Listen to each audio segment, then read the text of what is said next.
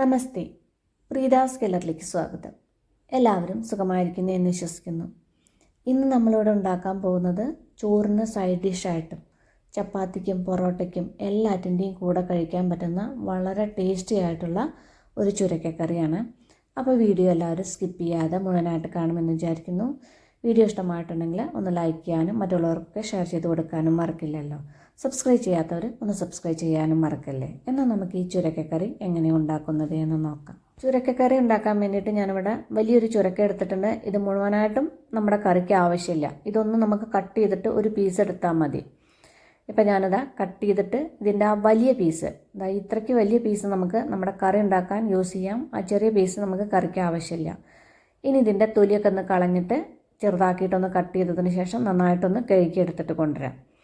ഇപ്പം ഞാനതാ ചെറുതാക്കി കട്ട് ചെയ്തിട്ടൊന്ന് കഴുകിയെടുത്ത് കൊണ്ടുവന്നിട്ടുണ്ട്.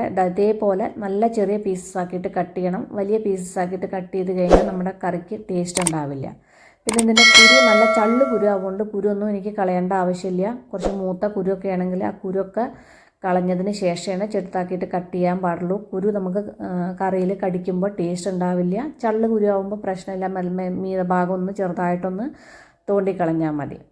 ഇനി നമുക്കിത് ഇവിടുന്ന് മാറ്റി വയ്ക്കാം. പിന്നെ ഇതിലേക്ക് വേണ്ടിയിട്ട് കുറച്ച് സാധനങ്ങളും കൂടി എടുത്തു വെച്ചിട്ടുണ്ട്.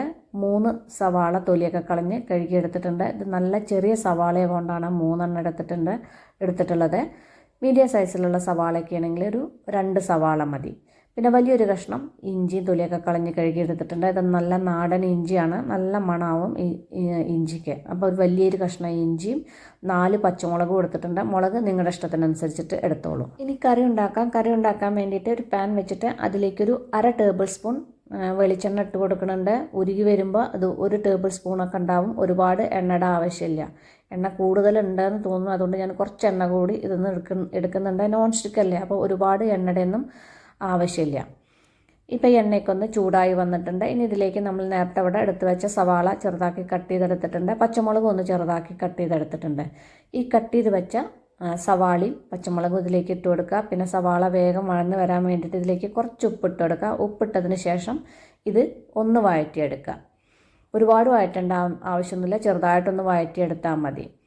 ഇനി ഇതിലേക്കൊരു തണ്ട് കറിവേപ്പില ഞാൻ കഴുകിയെടുത്തിട്ടുണ്ട്. അതും ഒന്ന് ഇതിലേക്ക് ഊരിയിട്ട് കൊടുക്കുക. കറിവേപ്പിലയും കൂടി ഇട്ടിട്ട് ഇത് ഒന്നുകൂടി ഒന്ന് വഴറ്റിയെടുക്കുക. ആ സവാളിൻ്റെയൊക്കെ ഒന്ന് കളറൊക്കെ ഒന്ന് മാറി സോഫ്റ്റായിട്ട് ചെറുതായിട്ട് കളറൊക്കെ ഒന്ന് മാറി വരുന്നത് വരെ ഒന്ന് വഴറ്റിയെടുക്കുക. സവാളിൻ്റെ കളറൊക്കെ ഒന്ന് മാറി വന്നിട്ടുണ്ട്. ഇതുപോലെ സോഫ്റ്റായി വന്നാൽ മതി. ഇനി ഇതിലേക്ക് നമ്മൾ നേരത്തെ അവിടെ എടുത്ത് വെച്ച ഇഞ്ചി ഞാനൊന്ന് ചതച്ചെടുത്തിട്ടുണ്ട്. ഈ ചതച്ച ഇഞ്ചി ഇതിലേക്ക് ഇട്ടിട്ട് ഒന്നുകൂടി ഒന്ന് വഴറ്റിയെടുക്കുക. ഇനിയിപ്പോൾ നിങ്ങൾക്ക് ഇഞ്ചി ചതയ്ക്കാൻ ബുദ്ധിമുട്ടാണെങ്കിൽ പൊടിയായി അരിഞ്ഞിട്ട് സവാള വഴറ്റുമ്പോൾ കൂടെ ഇട്ട് വഴറ്റിയാലും മതി. പക്ഷേ ഇതുപോലെ ചതച്ചിട്ട് വഴറ്റുമ്പോഴാണ് ആ ഇഞ്ചിയുടെയൊക്കെ ഫ്ലേവർ അതിലേക്ക് നന്നായിട്ട് ഇറങ്ങി വരിക. ഇഞ്ചി ഇട്ടതിന് ശേഷം ഒരുപാട് വഴറ്റൊന്നും വേണ്ട, ചെറുതായിട്ടൊന്ന് വഴറ്റിയെടുത്താൽ മതി.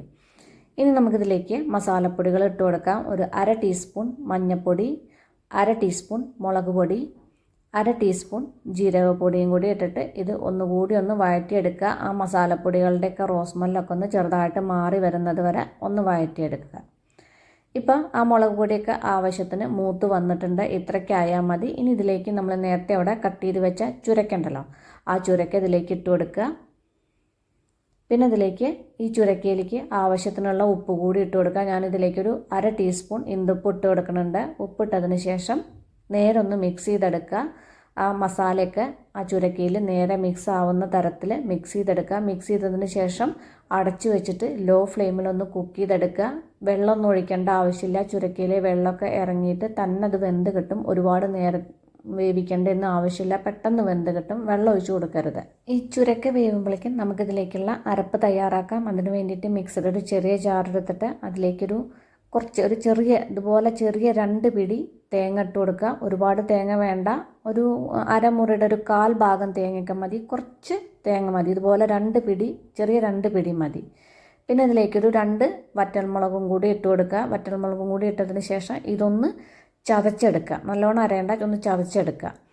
ഇതാ കണ്ടില്ലേ, ഇതേപോലൊന്ന് ചതച്ചെടുക്കുക. ഇപ്പം നമ്മുടെ ചുരക്കൊക്കെ വെന്തിട്ടുണ്ടാവും. കണ്ടു കഴിഞ്ഞാൽ തന്നെ മനസ്സിലാവുന്നുണ്ട് ചുരക്കൊക്കെ നന്നായിട്ട് വെന്തിട്ടുണ്ടെന്ന്. കാരണം ആ കഷ്ണങ്ങൾ നല്ല ഗ്ലാസ് പോലെ ആയിട്ടില്ലേ, ഇതുപോലെ ആയിക്കഴിഞ്ഞാൽ ചുരക്കൊക്കെ നന്നായിട്ട് വെന്തിട്ടുണ്ട്. ഇനി ഇതിലേക്ക് നമ്മൾ ഇപ്പം അരച്ചു വെച്ച അരപ്പുണ്ടല്ലോ, തേങ്ങയും മുളകും കൂടി ചതച്ചെടുത്തത്, ഈ ചതച്ച് വെച്ച അരപ്പ് ഇതിലേക്ക് ഇട്ട് കൊടുക്കുക.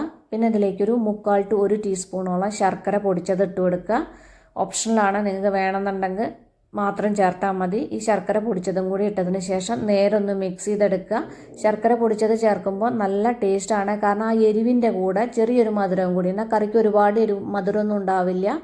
നല്ല ടേസ്റ്റാണ്. വേണമെന്നുണ്ടെങ്കിൽ മാത്രം ചേർത്താൽ മതി. ഇനിയിപ്പോൾ നിങ്ങളുടെ കയ്യിൽ ശർക്കര ഇല്ലെങ്കിൽ പഞ്ചസാര ചേർത്ത് കൊടുത്താലും മതി.